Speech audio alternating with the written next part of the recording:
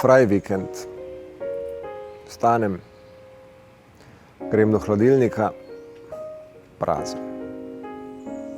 Ni druge, bo treba iti nekaj kupiti za jest. Pridem do bližnjega shopping centra,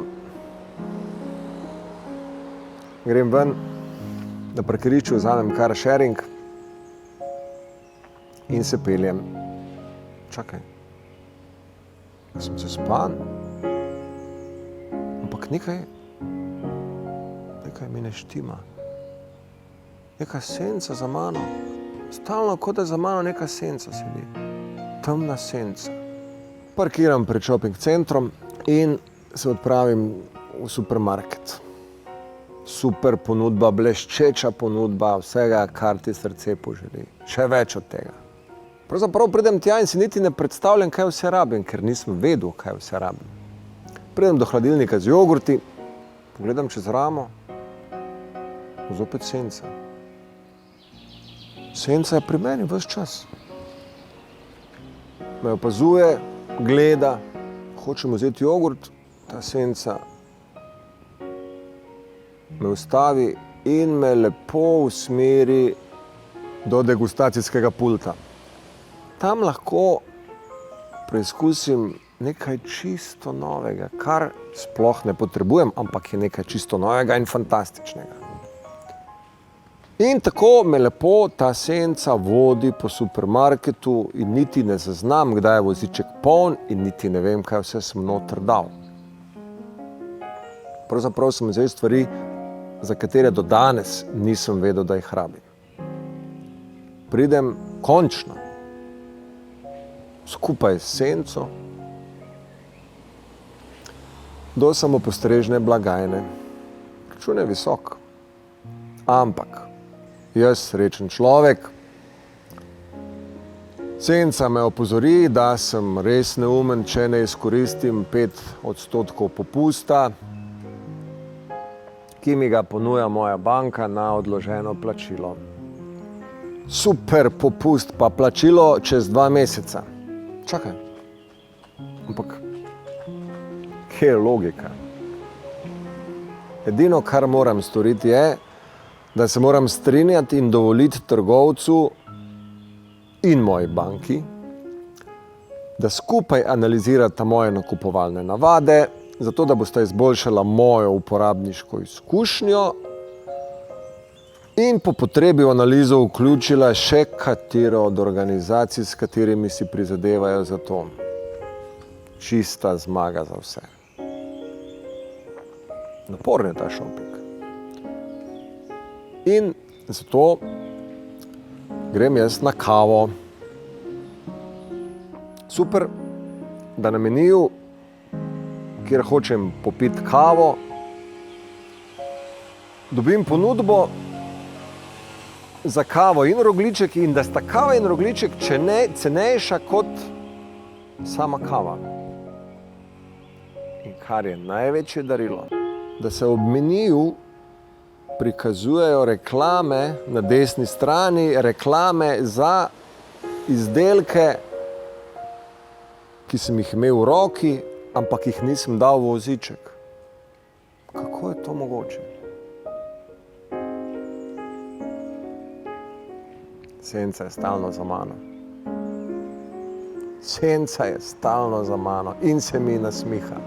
In kaj je najhujše, sedi nasproti mene, pije šampanjec in se mi lepo prijazno smeji.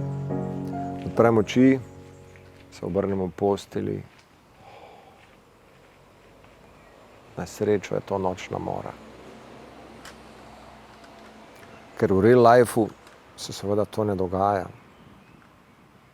Ali pač. Vse to in še mnogo agresivneje se nam dogaja, ko se po nakupih odpravimo iz udobnega domačega počivalnika s telefonom v roki. Kako to, da me ne motijo sence, ki jih je vse polno okoli mene? K sreči jih v svojem virtualnem balončku ne vidim in ne občutim. Zato sem še vedno kralj svojih odločitev in svoje zasebnosti. Pa kaj, če kdaj košček te moje zasebnosti delim še s kom, ki mi v zameno ponudi super ugodnosti. Nič za to, saj mi ne želijo nič slabega. Le pomagajo mi. Pa tako ali tako nimam nekih posebnih skrivnosti, ki bi nekomu koristile. Jaz sem super državljan. Še dober mesec pa bodo volitve. Bom šel? Seveda. To je vendar moja pravica, moja odgovornost, moja dolžnost. Ampak koga naj volim?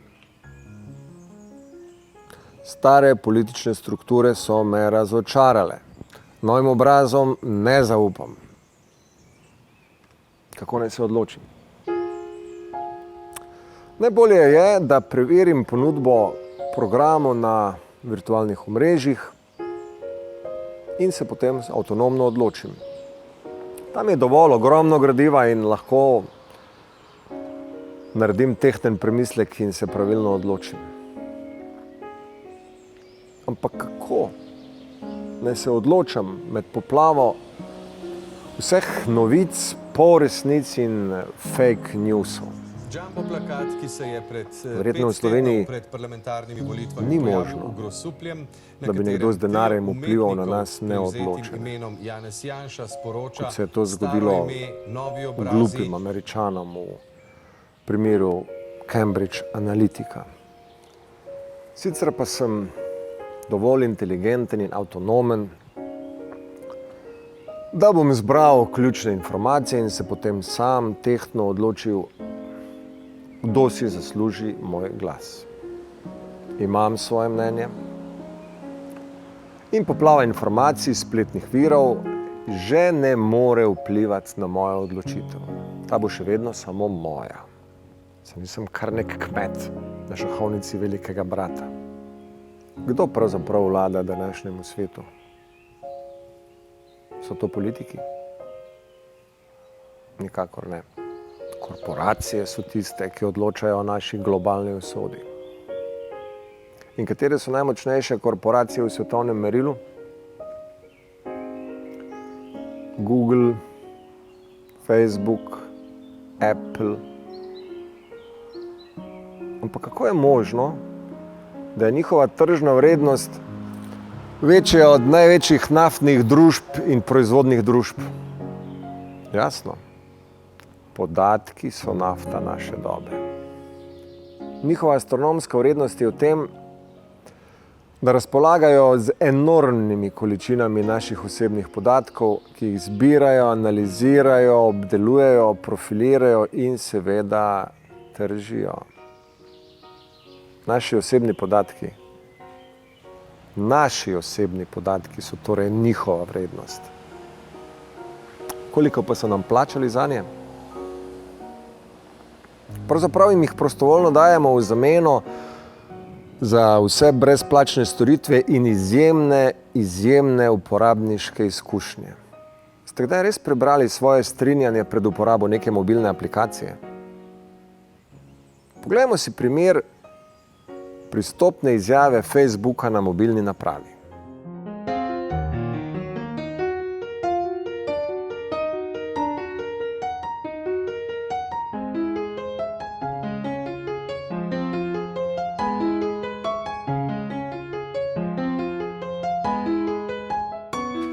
Wow, a res?